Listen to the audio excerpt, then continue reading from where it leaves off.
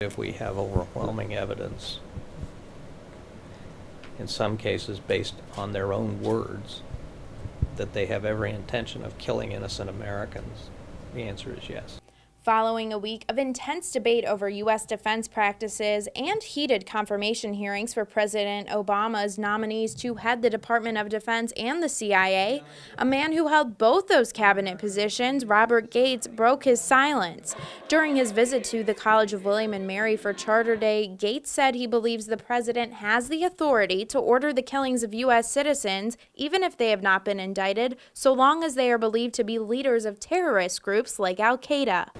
I think it needs to be exercised judiciously, but I think he has that authority. The debate over whether the president can order the killing of American citizens presumed to be terrorists was heightened this past week when NBC News obtained a Department of Justice memo containing the administration's legal reasoning for targeted drone strikes. Little about the legal reasoning for these strikes, like the ones that killed 2 American-born terrorists overseas in 2011, has been known until this week. Once the action had been taken, I think that there might have been value in going ahead and releasing the legal analysis that provided the basis for the action, so that it was clear to everybody this wasn't just, sort of a quick draw that nobody had thought about and sort of done cavalierly.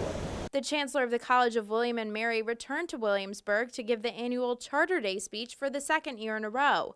The topic of this year's speech? Failure of state governments adequately to support higher education. And the Chancellor held nothing back, blaming politicians for making higher education harder to attain. A gradual abandonment of the principle that higher education is a public good, and correspondingly the emergence of a view that higher education is a private consumer good of value only to the individual receiving it. On the 320th anniversary of the college's founding, Chancellor Gates said the most interesting part of the charter addresses the very issue of government funding for public universities. I read through the whole thing, probably for the first time ever, getting ready for this, is how very specific the charter is on the money that was allocated to build the college and then sustain the college. That's all right there in the charter, right down to the pence.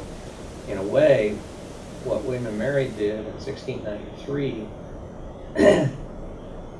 sort of set the precedent in America for a public college receiving government funds to educate young people.